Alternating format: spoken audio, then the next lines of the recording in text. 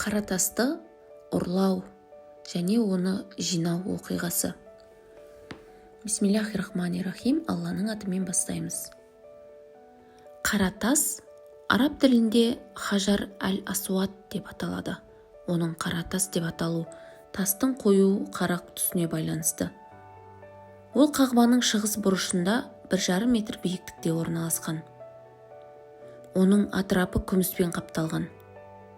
Қаратас үлкен 3 және кіші бөліктерден құралған. Бұл тасты Жәбірейіл періште көктен Ибрахим пайғамбарға түсірген. Деректерге сәйкес, қаратас қағбаға орналастырмай тұрып, Әбу Хубайс тауында сақталған. Исламға дейін арабтар қаратасты қастерлеп, қасиетті санаған еді. Бірде пайғамбарымыз саллаллаху алейхи уассалам пайғамбар болмастан алдын Құрайш тайпалары қағбаны тазалап, қаратасты да орнынан қозғалтқан болатын. Қағбаны тазалап болған соң, Құрайш рулары қаратасты орнына қою барысында таласқа түскен болатын.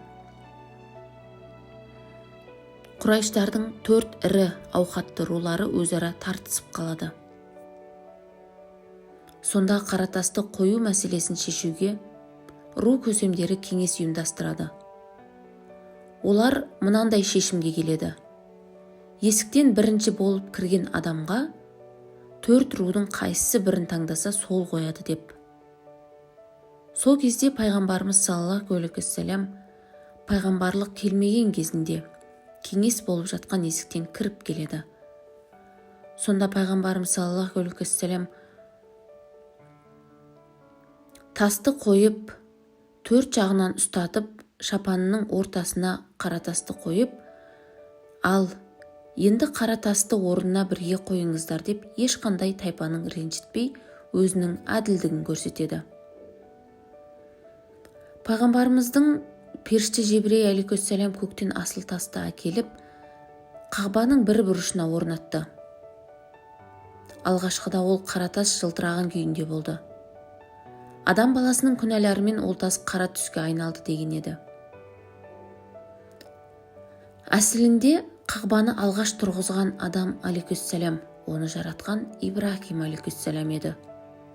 Осы орайда қаратастың тарихы мен қасиеттілігі жөнінде сөз қозғай отырып, мұны естіген батыс Еуропа ғалымдары қызығушылық танытқан болатын. 18 ғасырда британдық ғалым қаратасты бір бөлігін алып, зерттеуге алған болатын. Сонда ғалым зерттеп қараса, жер бетінде бұл тастың элементі, бөлшегі һәм бұған ұқсас еш нәрсе жоқ екенін дәлелдейді. Ал бұл болса, пайғамбарымыздың сөздерінің растың расы екенін бірден дәйек. Өйткені Алланың елшісі бұл тас көктен түсірілді деген еді. Тарихқа зер салатын болсақ, қаратас жөнінде деректер аз емес. Сауд Арабияны Мұхаммед Абдул-Ваххаб жаулап алмастан бұрын Хижаз деп аталған. Сол кездегі Хижаз елді мекені Малики мазхабын ұстанатын. Тіпті ислам ғұламалары Мәдинада Мәликтен басқасы патуа бермейтін кездер де болған дейді. Мәликия дәуірінде Харам мешітінің имамдарына харамиталар деген бір топ келіп, бұл тасты неліктен киелі санап қастерлейсіңдер? Оның орнына басқа таза тас қойсаңдар болмай ма деп уәж таққан болатын. Сонда имамдар бұл жай тас емес, жер бетінде кездеспейтін ерекше тас. Бұл тасты суға салсаң батпайды. Егер сендер де дәл осындай тас, яғни суға салсаң бетіне шығатын тас әкелсеңдер, онда тасты жаңартуға рұқсат етеміз дейді.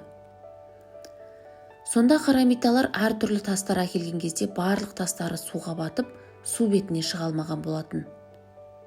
Осылайша, бұл қаратастың ерекше екендігі және жәннаттан келгендігі айқындала түсті. Қорыта келгенде пайғамбарымыз саллаллаху алейхи уассалам бұл қаратасты сүйіп, соңына ерген саңлақ сахабаларын да сүйген екен. Қаратасты сүю қажылық рәсімі болғандықтан, оны қастерлеу тақуалық болып саналады. Қаратас қақ жарылған еді. Қазір біз күміс жиектемесі бар Қаратасты көріп жүрміз. Алайда Меккені Абдулла ибн Зубайр басқарған кезде бұл тас қақ жарылған. Кең жайылған пікірлерде Бахрейннен шыққан еретикалық исмаилиттар Меккеге шабуыл жасайды. Олар 10 мыңдаған қажыларды өлтіріп, денелерін Зәмзәм құдығына лақтырып кетеді. Олар Қаратасты ұрлап, басқа жаққа алып кеткен. Артынша Аббасид халиф үлкен құн төлеп тасты қайтарып алған екен.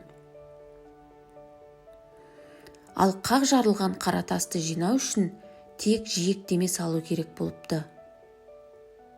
Тарихшылардың сөзінше, Қаратастың шашылған бөліктері әлі толық жинастырылмаған екен.